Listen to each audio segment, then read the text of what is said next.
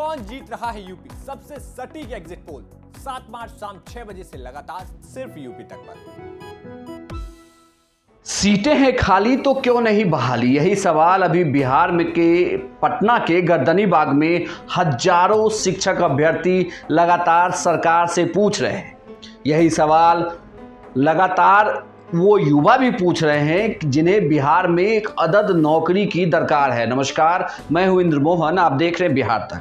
पटना में सीटेट और बीटेट पास अभ्यर्थी लगातार अपनी नियुक्ति की मांग को लेकर धरना पर डटे हुए हैं। गर्दनीबाग में ये छात्र पूरे राज्य से जमा हो रहे हैं। इनकी मांग है कि बिहार में शिक्षक बहाली का छठा चरण लगभग समाप्त हो गया है, तो सरकार को 7वें चरण की शुरुआत करनी चाहिए और इसके बाद इन जो सीटेट बीटेट पास हैं उनको भी अब नियुक्ति पत्र देना चाहिए। इस तरफ सरकार को आगे बढ़ना चाहिए। यह छात्र लगातार 3 मार्च से प्रदर्शन कर रहे हैं, शांत तरीके से प्रदर्शन कर रहे हैं। ये छात्र डटे हुए हैं और इनका कहना है कि अगर सरकार 5 मार्च तक इनको किसी तरीके का आश्वासन नहीं देती तो वो अनिश्चितकालीन भूख हड़ताल पर बैठेंगे।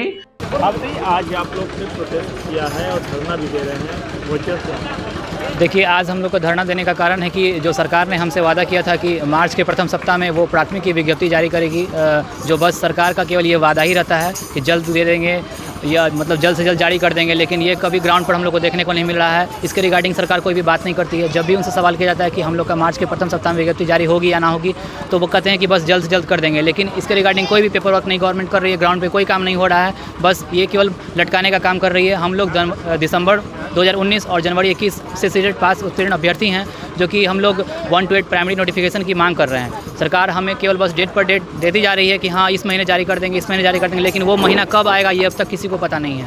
हालांकि बिहार में नौकरी पाना इतना भी आसान नहीं। इसके पहले भी हमने देखा है कि किस तरीके से अभ्यर्थी सड़कों पर धरना देते हैं, प्रदर्शन करते हैं, पुलिस की लाठियां खाते हैं, तब जाकर सरकार की नींद खुलती है और उसके बाद भी सालों का प्रोसेस होता है, साल 2 साल निकल जाते हैं, तब उन्हें जाकर नियुक्ति पत्र मिलती है। ऐसा हमने छठे चरण में भी देखा था। तो यह अब दूर की बात है कि आखिर ये 7वां चरण कब शुरू होगा। बहुत परेशानी हो रही है। 3 साल से 2019 में हम लोग सीटेट पास हुए हैं सर। उस समय से शिक्षा मंत्री हम लोग को सिर्फ आश्वासन दे रहे हैं सर। वो बोल रहे हैं कि छठा खत्म होगा तब हम लोग को 7वां चरण आएगा, शीघ्र आएगा, आते शीघ्र। ये सब सुन कर हम लोग बेचैन हो गए सर। सब का बंद टूट चुका है। तो हम लोग को मांग है सर,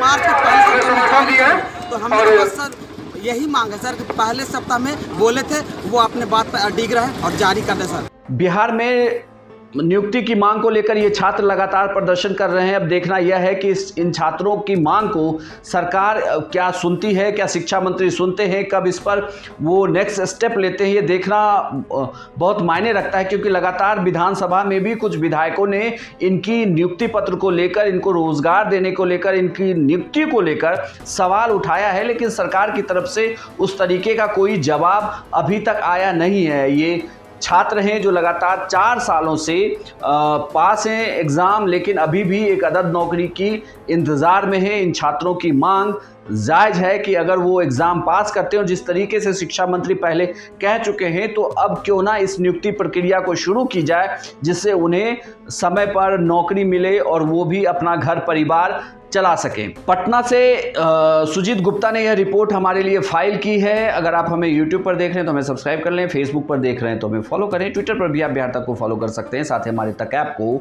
डाउनलोड कर लें।